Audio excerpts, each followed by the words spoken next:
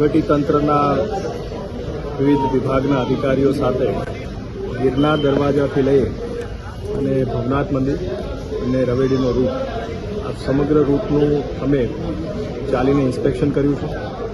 કયા કયા જગ્યાએ પાણીના પોઈન્ટ હશે, શૌચાલયના પોઈન્ટ રહેશે, સફાઈની શું વ્યવસ્થા રહેશે, સુશોભનના શું પોઈન્ટ રહેશે, એનું આખું ઇન્સ્પેક્શન કર્યું છે. સાથે સાથે રવેડીનો રૂટ જે આપણે વધાર્યો છે એમાં ઇન્સ્પેક્શન કર્યું છે.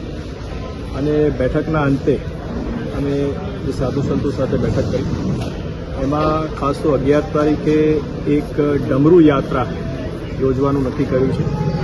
જે આપણો ભવનાથ પ્રવેશ દ્વાર છે ત્યાંથી આવશે અને એ યાત્રામાં જે પણ સાધુ સંતો છે એને નગરજનો એનો આવકાર કરશે અને એક ભવ્ય આ ડમરૂ યાત્રા નીકળી અને એક ધર્મસભા થશે અને સાથે સાથે ભવનાથ મંદિરમાં એક ભવ્ય આરતીનો પણ પ્રોગ્રામ કરવામાં આવશે.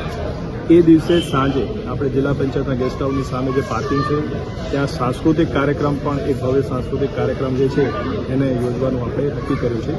એટલે આપના માધ્યમથી હું સમગ્ર રાજ્ય અને દેશના જે નાગરિકો છે એને આ મહાશિવરાત્રિના મેળામાં ભવનાથ અને જૂનાગઢમાં પધારવા માટે હું આમંત્રણ આપું છું અને આવકારું છું. દિન પ્રતિદિન આ મેળામાં સંખ્યા વધતી જાય છે.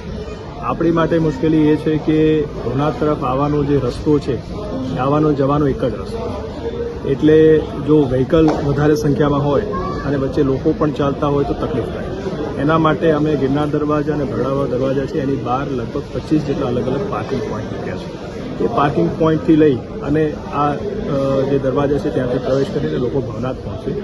સમગ્ર રૂટમાં મેં કીધું એ પ્રમાણે પીવાના પાણીના, શૌચાલયના, છાશ, લીંબુ પાણી આ બધા પોઈન્ટ હશે. સાથે સાથે સુશોભન પણ રહેશે અને એ રીતે ચાલીને આવશે. આજે અમે પણ એ રીતે ચાલીને અહીંયા આવ્યા છીએ. કરાના મંડળના માલ સામાનમાં મેઇન તો એ લોકો કરિયાણા વગેરે અગાઉથી ભરતા હોય, પરંતુ એ દિવસો દરમિયાન એમને શાકભાજી છે, દૂધ છે, ગેસની બોટલ છે, આ બધાની તકલીફ પડતી હોય.